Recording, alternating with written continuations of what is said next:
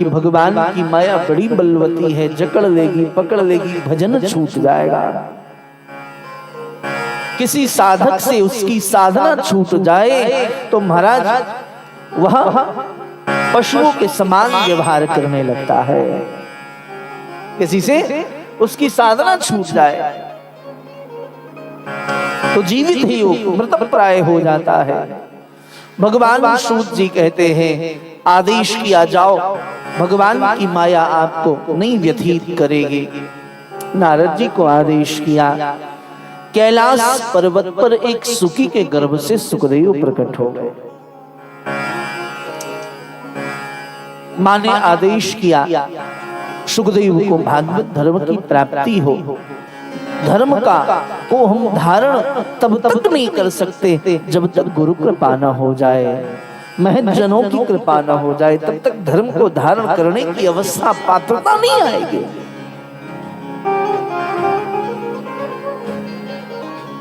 मिट्टी सर्वत्र है, लेकिन मिट्टी पात्र का आकार ले, इसलिए मिट्टी को करना क्या पड़ेगा साहब? उसे कुम्हार के पास ले जाना पड़ेगा। जब तक वह मिट्टी कुम्हार के पास नहीं पहुंचेगा तब तक वह आकार नहीं ले सकता, पात्र नहीं बन सकता।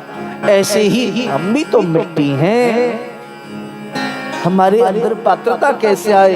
जब हम गुरुजनों के सानिध्य में पहुंचेंगे, जब हम सत्संग करेंगे। श्री सूत जी महाराज सौनकादिक ऋषियों से निवेदन करते हैं भागवत धर्म का प्रसार के उद्देश्य से सुखदेव आए ने भागवत प्राप्त हो, इसलिए नारद जी ने विचार किया। नारद जी भक्ति के आचार्य हैं। आजकल लोगों ने उनके छवि को बिगाड़ दिया है, ऐसा ठीक नहीं। नारद वास्तविकता यह है कि वह भक्ति के आचार्य हैं। श्री नारद जी महाराज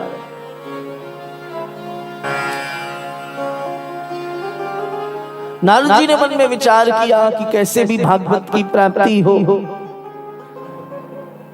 इसके लिए एक द्वंद्व प्रकट करना होगा। श्री नारद जी महाराज पधारे। महादेव समाधि में विराजमान थे। समाधि में महादेव विराजमान थे, बैठे थे, भजन कर रहे थे। नारद जी गए। माँ ने बहुत आदर किया। आओ आओ नारद, खूब स्वागत है आपका, बहुत दिनों बाद आए। नारद जी मुस्कुराए। माँ आजकल कहीं संसार में जाने की इच्छा नहीं होती, इसीलिए घर में बैठा रहता हूँ, अपनी कुटिया में भजन करता रहता हूँ, भगवान नाम जपता रहता हूँ, कीर्तन करता रहता हूँ।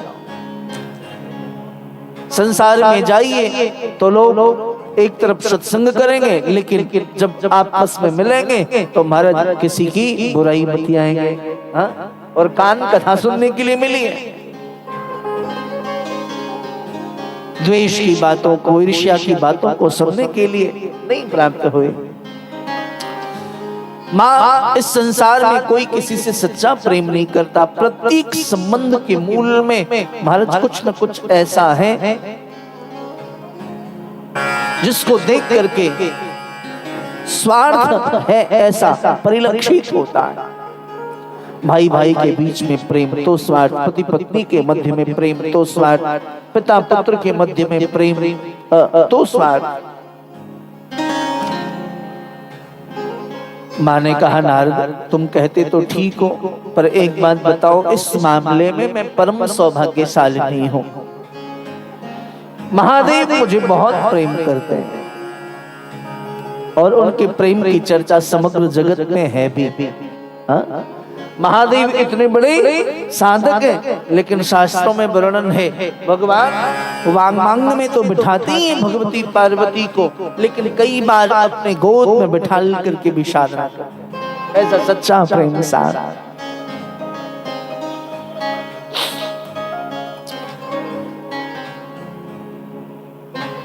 महादेव हमसे सच्चा प्रेम करते हैं।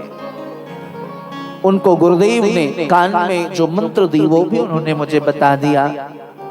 साधना के समय उनके समाधि में किस रूप में परमात्मा आते हैं वह भी वो मुझे बताते हैं। अच्छा, सारी बात बताई? बोले हाँ। बोले फिर उनके गले में जो मुंडों की माला है, इस माला के विषय में बताया होगा? बोले नहीं, ये कभी पूछा नहीं, उन्होंने बताया नहीं। बोले यही तो गड़बड़ है। प्रेम करने का अभिनय आपसे करते हैं, प्रेम किसी और स्त्री से करते हैं, और उससे भी इतना कि वो मर गई फिर भी उसके मुंडे को गले में लटकाए घूम रहे। अब साहब नारी सब बर्दाश्त कर ले, लेकिन इस मामले में हाँ फिर वो तो चंडी हो जाती है। प्यार से बोलो जय श्री कृष्ण, थोड़ा जोर से बोलिए ना। गृहस्थी तभी आगे बढ़ती है जब गृहस्थाश्रम में रहने वाला प्रत्येक व्यक्ति चरित्रवान हो। यदि चारित्रिक दोष कहीं भी किसी के भी जीवन में लगा तो परिवार में विघटन अवश्य हो जाएगा। इसलिए चरित्र का बोध कराइए अपने संतानों को, अपने बालकों को चरित्र का ज्ञान दीजिए। चरित्र क्या है?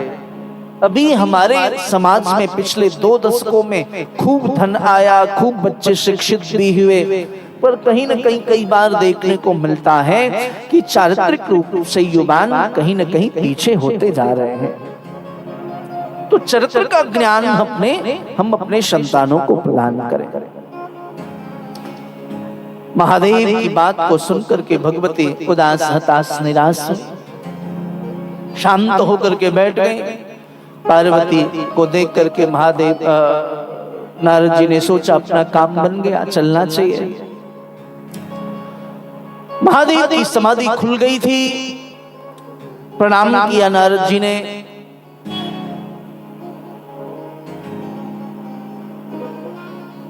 पीछे मुड़ करके देखा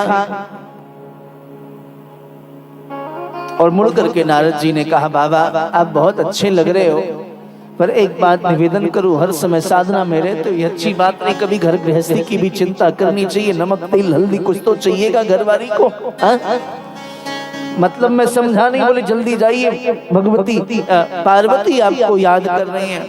महादेव बोले नारद तुम घर में जाओ तो पार्वती नमक तेल हल्दी के लिए तो याद नहीं करेगी, इतना तो निश्चित है। तुम जाओ और पार्वती याद न करे, ऐसा कैसे हो सकता है? सज्जनों, महादेव आए, भगवती उदास बैठी थी। क्या बात है? बोले आप प्रेम करने का अभिनय करते हो, यह ठीक नहीं है। बोले देवी ऐसा क्या किया? बोले कभी बताया नहीं आपके गले में मुंडों की माला किसकी है? महादेव की आंखें नम हो गईं। प्रेम वास्तव में प्रकट करने का विषय नहीं है, प्रेम तो अंदर की चीज है।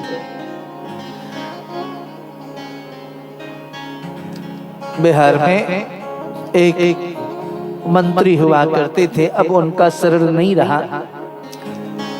शिक्षा विभाग में मंत्री थे आदरणीय रामदेव राय। कई कथाएं उन्होंने कराई आपके बछवाड़ा विधानसभा के, तो मेरी कई कथाएं उन्होंने करवाई, पर व्यवहार उनका ऐसा मानो कई बार ऐसी वाणी बोल दे कि आदमी तिलमिला जाए। तो कई बार हमारी आपस में वार्ता भी बंद हो जाए, 6-6 महीने में फोन न उठावे। एक दिन उनकी धर्मपत्नी ने वीडियो कॉल करके मुझे दिखाया, देखिए महाराज जी आप जिनसे रूठे हो उनके जीवन की अवस्था। उनके घर में मेरी बड़ी सी तस्वीर लगी, तस्वीर में रोज तिलक लगाते, भोग लगाते, आरती उतारते। मैंने कहा देखो हमारी तस्वीर की पूजा हो हमसे। कड़वी वार्ता। तो प्रेम प्रकट करने का विषय नहीं, इसको छुपा के रखिए। बोले देवी कभी मैंने यह अनुभव नहीं किया कि ये तुम्हें बता देना चाहिए, पर मैं तुम्हें प्रेम करता हूं यह वाणी से बोलूं तभी स्वीकार करोगी? मेरे व्यवहार से तुम्हें कुछ प्रतीत नहीं होता? कुछ चीजें अनुभव की होती हैं। आप परिवार में भी कई बार होता है, पति पत्नी में झगड़ा हो गया, भाई बहन में हो गया। बोले साहब हमारा बर्थडे याद नहीं आपको, आपने विश नहीं किया, इसी बात पे हो गई लड़ाई स्टार्ट। होता है। हमारी एनिवर्सरी आपको याद नहीं, अब लड़ाई झगड़ा चालू। नहीं, अब पुरुष के जीवन में बहुत सारी ऐसी समस्याएं होती हैं, उसको स्मरण नहीं है, तो आप उसको हल्के में लीजिए। हालांकि याद होनी चाहिए, ये बात सत्य है, लेकिन कई बार स्मरण नहीं है तो वो झगड़े का विषय न बने। इन सब चीजों का ख्याल रहे। भगवान सूत जी सौनकादिक ऋषियों से कहते हैं, देवी न चाहते हुए भी मुझे बताना पड़ रहा है, तुम उदास हो इसलिए गले में जो मुंडों की माला, ये माला किसी और की नहीं, ये देवी आपके मुंडों की माला है। जब जब आपने लीला करने के लिए शरीर धारण किया और जब जब लीला स्मरण की, तब तब उन मुंडों को गले में पिरोता चला गया। मेरे गले में जितने मुंड हैं, इतना जन्म तुम्हारा हो चुका। पार्वती के नेत्रों में आंसू, सरकार क्षमा करें। नारद जी की बातों में आकर के मैंने आपको व्यथित किया, पर सरकार आप इतना प्रेम करते, मैं बिल्कुल प्रेम नहीं करती। आपके गले में जो मुंडों की माला है तो मेरे गले में भी हो, मेरे गले में भी हो। महादेव बोले, देवी मैं अजन्मा हूं, मैं नष्ट नहीं होता, मैं मरता नहीं, मेरी मृत्यु नहीं होती। ऐसा क्या कि आपने? बोले, सुजान जो होते, जो साधक होते, वो उनकी मृत्यु नहीं होती, वो अमर हो जाते हैं। ये श्रद्धे महर्षि की यहां धोना लगी है, ये जागृत चेतना है। जो साधक होते वो कभी नष्ट नहीं होते। श्री नीम करोली बाबा, आप कभी जाओ नैनीताल के क्षेत्र में, कभी गए दर्शन के लिए? आप कभी जाओ, शरण छोड़े उनको न जाने कितने वर्ष व्यतीत हो गए, लेकिन आज भी जब आप जाओगे तो उनकी ऊर्जा आपको वहां महसूस होगी, आप फील करोगे। श्रद्धे देवराह बाबा जी महाराज श्रीमद वृंदावन में उनकी समाधि है। उनको गए वर्षों बीत गए, पंचभौतिक शरीर को त्यागे। आप कभी जाओ और उनके समाधि में बैठ करके भजन करो, आपको लगेगा वो आपको गले लगा रहे हैं। चूंकि ये ऊर्जाएं नष्ट नहीं होती, ये ऊर्जाएं कभी मरती नहीं, आपकी साधना कभी मरती नहीं है। भगवान महादेव ने कहा, देवी मैं मरता नहीं क्योंकि मैं साधक हूं।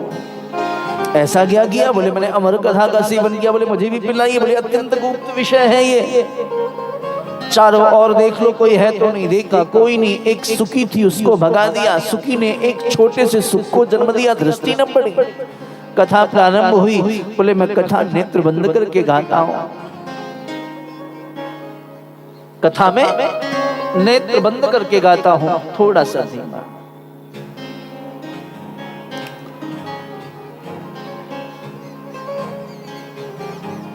कथा में नेत्र बंद करके गाता हूं।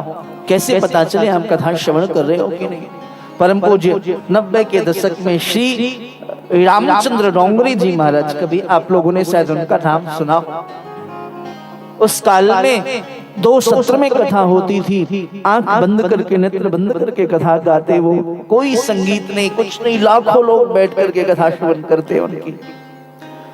बोले, कैसे पता चले कि तुम कथा श्रवण कर रहे हो? बोले, क्या करना होगा? बोले, 1 स्कंद पूर्ण हो तो प्रणव का उच्चारण कर लेना, ओम बोल लेना। कथा प्रारंभ हुई, बहुत रस आया। कथा संपन्न हो तो ओम की ध्वनि करें। कथा श्रवण करते करते निद्रा आ गई। कथा में जब शुभ कर्म करने चलोगे तो बड़ा विघ्न आएगा, नींद डिस्टर्ब करेगा खूब, परिवार में कई बार विघटन होगा। शुभ कर्म करने चलो तो बहुत सारी समस्याओं का सामना करना पड़ता है। क्योंकि कलयुग है, कलयुग नहीं चाहता कि जीव धर्म के पथ पर आगे बढ़े। पब जाने की इच्छा नहीं भी होगी तो भी कलयुग भेज देगा, लेकिन कथा जाने की इच्छा भी होगी, सुनने का मन भी करेगा तो भी कलयुग विघ्न करेगा। वो नहीं चाहता कि कलिकाल में धर्म हो, लोग धार्मिक बने। ये कलयुग की भावना नहीं है।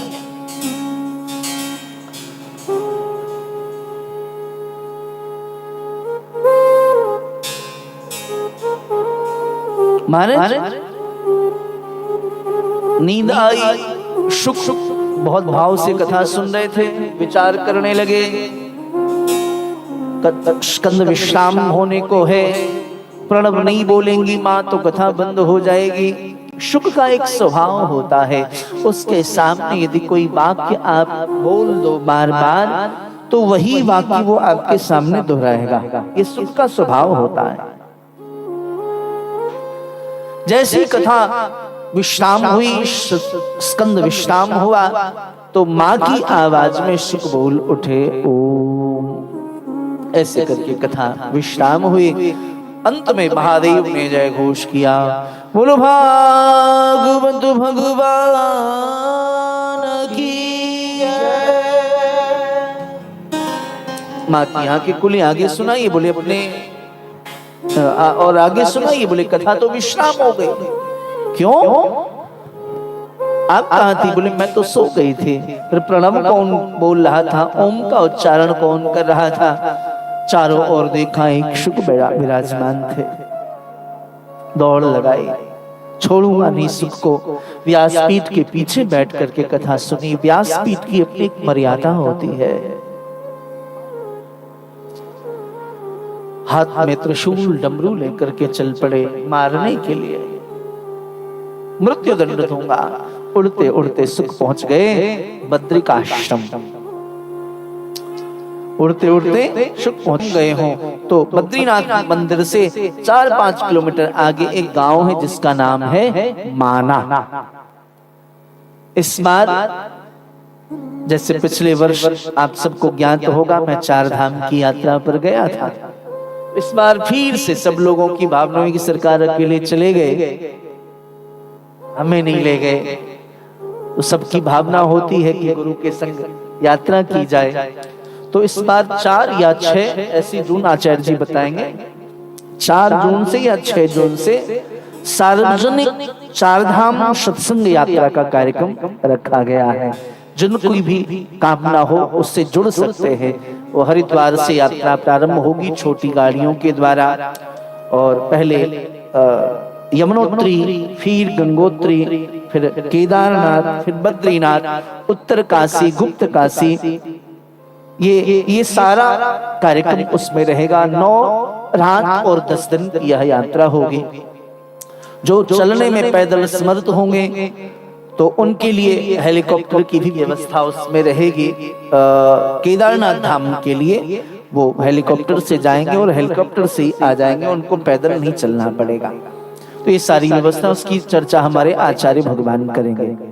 कहने का आशय, जो बद्रीनाथ धाम गए होंगे उन्होंने देखा होगा, वह गांव है माना, भारत का अंतिम गांव। उसके बाद चीन का बॉर्डर लग जाता है। तो वहां सम्याप्रास नाम का आश्रम है, व्यास गुफा है, गणेश गुफा है।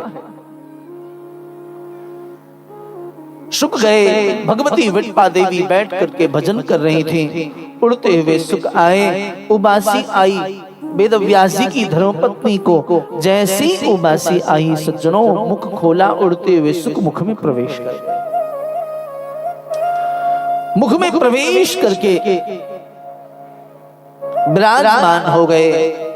इधर महादेव आश्रम के द्वार पर बैठ करके भजन करने लगे। वेद व्यास जी बाहर आए, चारों ओर देखा, महादेव बैठे, प्रणाम किया। बाबा आज तो बड़ी कृपा हुई, कुआं प्यासी के पास चल करके आ गया, धारा उल्टी हो गई। महादेव बोले नहीं, मैं आपको जल पिलाने नहीं, दर्शन देने नहीं, फिर बोले आपके घर में एक चोर घुस गया, उसको मृत्युदंड देने आया हूं।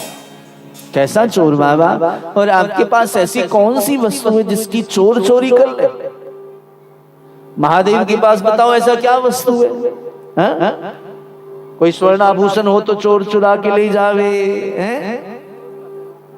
बिच्छू के कुंडल, कुंडल के नाम पर, हार के नाम पर सर्पों की माला, वस्त्र के नाम पर बाघंबर, सौंदर्य प्रसाधन के नाम पर क्या बोलते हैं उसको, भस्म, चिता भस्म कृतस्नानम। तो ऐसी कौन सी वस्तु है जिसको चोर चुरा करके ले गया? महादेव बोले, व्यास भगवान सांसारिक धन की चोरी करता तो पीड़ा न होती, इसने तो परम धन चुरा लिया है।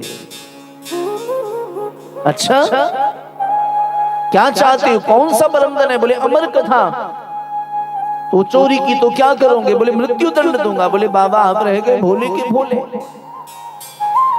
अरे जिसको अमर कथा पिला दी क्या वो मर सकता है? और यदि मर गया तो आपकी अमर कथा झूठी हो जाएगी। यदि वो मर गया तो आपकी कथा झूठी हो जाएगी। बोले इतना तो विचार नहीं किया था मैंने। बोले इसलिए तो आप भोले हो। राघवेंद्र सरकार रामायण में कहते हैं, महादेव के संदर्भ में सुनो ध्यान से।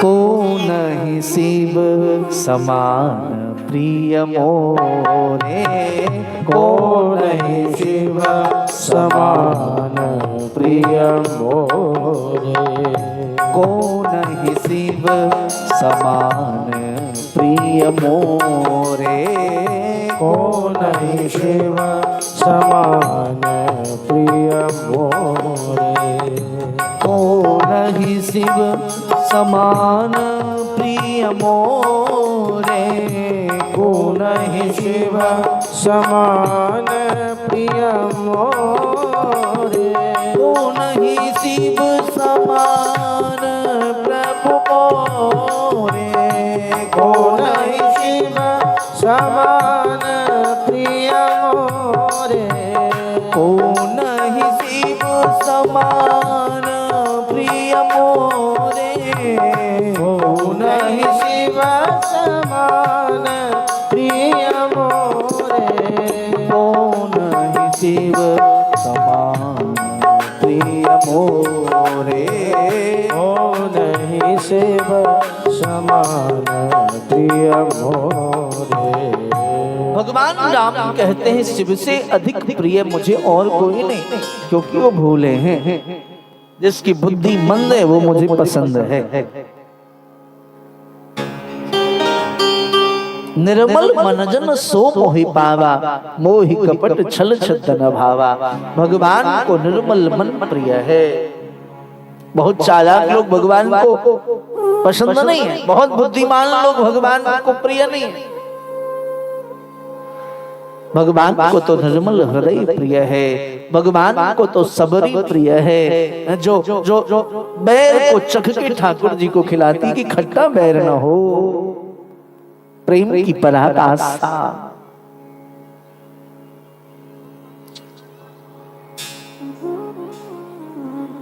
महादेव को ज्ञान हुआ, छोड़ करके आ गए।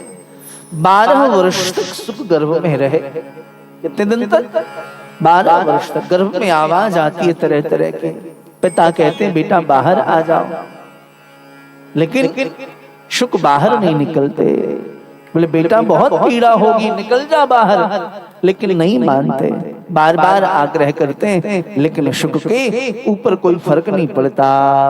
शुक गर्भ में बैठ करके बड़े भाव से कहते हैं, अरे मैं तो बाहर नहीं तात आऊंगा, गर्भ में रह के हरि गुण गाऊंगा।